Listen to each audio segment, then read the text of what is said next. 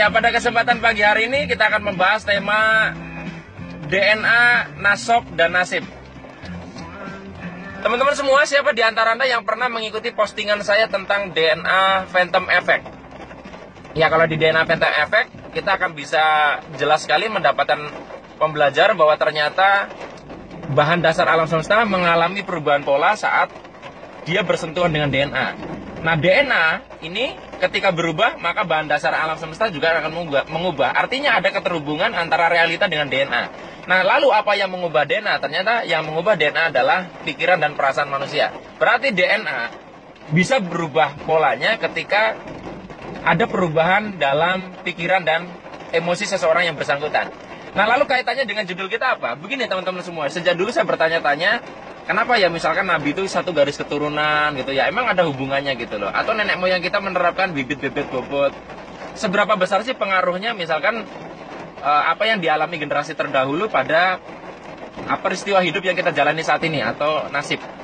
Ternyata teman-teman semua kalau kita ngamati baik-baik, banyak orang yang mengalami persoalan hidup saat ini ternyata juga terjadi di generasi sebelumnya. Ya, cukup banyak kok kalau Anda amati. Dulu bapak ibunya hamil di luar nikah ya, kemudian anaknya begitu juga, dan ini terulang loh, bisa satu generasi punya anak 4, itu terjadi ke 4 anaknya semuanya. Ya, kita bisa lihat ternyata kenapa sih itu terjadi, karena apa? Ada informasi yang belum selesai dari generasi sebelum kita. Jadi ini juga PR buat kita, berarti apa yang kita lakukan saat ini, apa yang tersimpan di dalam diri kita saat ini punya potensi untuk turun ke generasi setelah kita. Makanya kita perlu menjadi sebaik-baiknya orang saat ini yang bisa kita lakukan. Nah, terus bagaimana kalau misalkan sudah terlanjur nih kita mengalami satu peristiwa di mana oh iya ya, generasi sebelum saya juga mengalami peristiwa yang sama. Nah, yang perlu kita lakukan adalah pertama menyadarinya. Karena menyadari bahwa ada kontribusi dari generasi sebelum kita, itu sudah membantu untuk merusak polanya.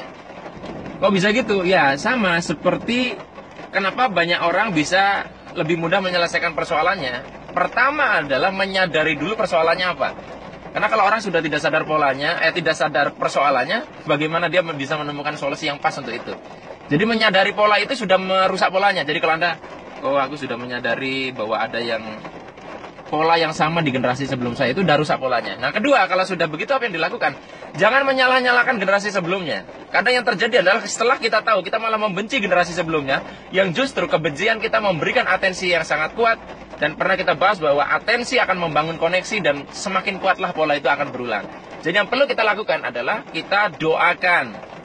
Dan kita tidak mengulangi apa yang dilakukan oleh generasi terdahulu kita, baik pengulangan dari sikap mental dan juga perilaku. Kalau dulu misalkan generasi sebelum kita mengalami perselisihan dengan seseorang, menyimpan dendam. Nah, kalau kita mengalami hal yang sama, jangan kita menyimpan dendam. Kita perlu memaafkan itu.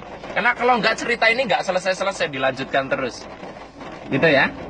Nah, teman-teman semua, ini juga sebuah keterhubungan DNA. Nasib dan nasab ini ada berita baik buat Anda bahwa sebetulnya salah satu cara kita juga untuk menajamkan passion kita adalah dengan melihat apa yang sudah dilakukan generasi sebelum kita. Tidak menjamin, tetapi akan lebih mudah membantu kita menajamkan. Saya jadi mengerti kenapa ya, saya sangat tertarik sekali dengan dunia pendidikan, saya sangat tertarik sekali dengan dunia metafisika, saya tertarik dengan dunia yang aneh-aneh begini ya. Karena ternyata dari mbah-mbah saya, dia adalah orang-orang yang rajin tirakat. Mbahnya ibu saya juga sama ya, dulu katanya cukup sakti. Padahal saya biasa-biasa aja. Kemudian bapak saya juga seorang guru. Sehingga apa? Berbagai variabel yang ada di generasi sebelumnya juga bisa kita gunakan untuk menajamkan passion kita saat ini di bidang apapun. Jadi bukan berarti terus nanti Anda harus sama persis ya. Tapi yang jelas kalau misalkan ada DNA pedagang pada orang tua Anda, ada DNA pedagang pada kakek Anda, kemungkinan Anda akan lebih mudah menajamkan kemampuan Anda berdagang, contohnya gitu. Jadi DNA, nasib, nasab ini ada sisi min, sisi plusnya. Nah, sisi minnya tadi kita perlu rusak polanya. Sisi plusnya kalau misalkan itu hal baik, ya kita teruskan, kita pertajam. Begitu, ya. Baik teman-teman semua, hanya ini yang bisa saya bagikan kepada Anda pada pagi hari ini. Ya, selamat menyambut ya hari pertama di tahun baru 2016. Selamat merusak, mengamati pola yang tidak bagus, lalu merusaknya. Selamat menajamkan pola-pola yang sudah bagus dari generasi sebelumnya. Sampai ketemu lagi di rekaman video iseng selanjutnya. Saya akhiri. Billahi taufik wal hidayah. Wassalamualaikum warahmatullahi wabarakatuh. See you.